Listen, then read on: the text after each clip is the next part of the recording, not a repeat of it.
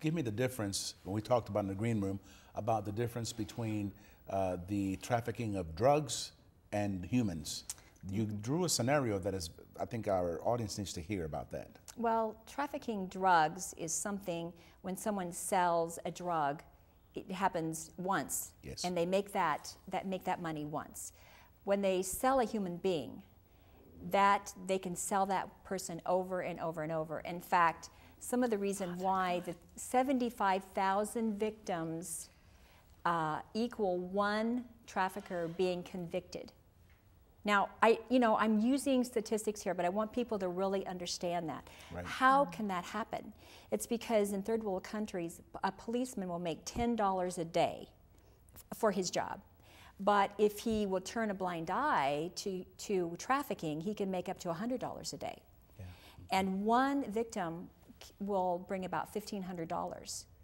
And that one person... Over and over and over again. No, they get to be sold for $1,500, but they annually will bring in $250,000. $250,000? Yes. That one person was sold for $1,500? Yes. And so when there's that much money, billions of dollars between, I mean, it's second only to drugs, and it's climbing. In fact, who knows what it is today, but it's very, very close to the drug trafficking, and they're going hand in hand because of money. It's the love of money and the evil hearts. Sounds like Nineveh, the city of sin. Yes, there you go. But yet, a person that has that assignment, like you have an assignment for this subject, a prophet's responsibility is obedience to God in delivering the word or the message, and he's not allowed to judge it. People judge the message. They think that that's too bad of a subject or too bad of a person to get involved with. But the job of the church and the local church is to reach down to those that are hurting, yes, and to snatch them out, yes, and give them hope and help through the love of Jesus. And so we just have to be obedient to what God says to do, and not be like Jonah, that did not want to preach to the people of Nineveh.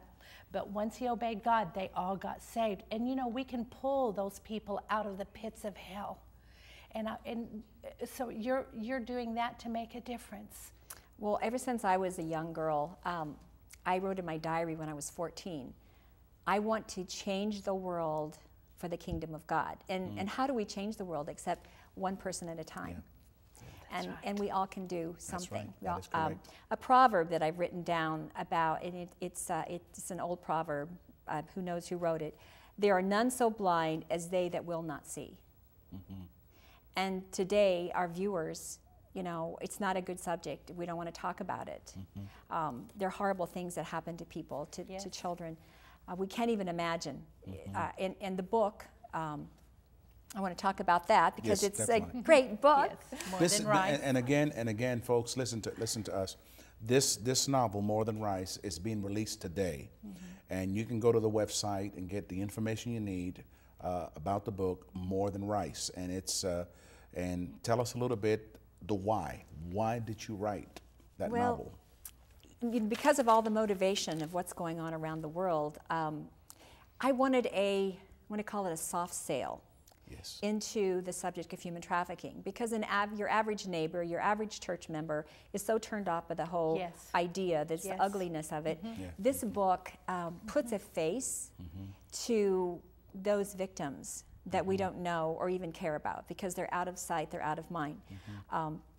During the days of the Holocaust, it was going on, and the world they were blind to it. Now we see movies about it or read, books, and we're like, how could that go on and no one do anything? Now there's twice as many victims in human trafficking as there were slaves back in Abraham Lincoln's day. Yes. And yet we know about it, but what are we doing? And so that obviously is the motivation. Now the book itself, Soft Sale, it's a beautiful story about, it takes place, begins in Manila. The heroine, her name is Gabriela Mendoza. She's the youngest of 9 children, which is very typical in the Philippines, and she is taken.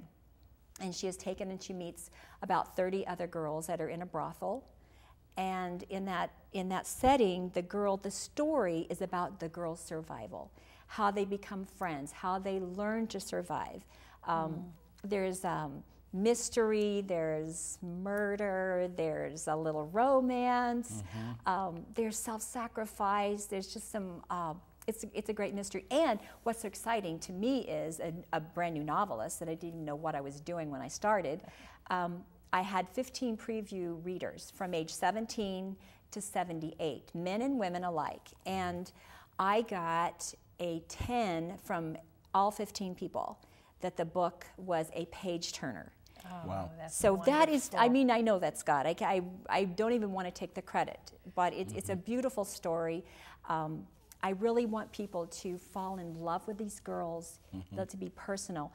One of the readers emailed me and said how strange it was, and it was a man in his 50s, and he said, I was falling asleep and I found myself praying for Gabriella that she'd be safe. And that's what I want to do. I want people to get so involved in this book that they believe that they are real because they are. Yes. Yes, they are. It's a book of fiction, but it's based on real stories. I was there in India. I was there in Hong Kong. I was there in the Philippines. Yes. I was there and heard stories, and I brought them to life through fiction in this book. And that's the reason why you can connect with people.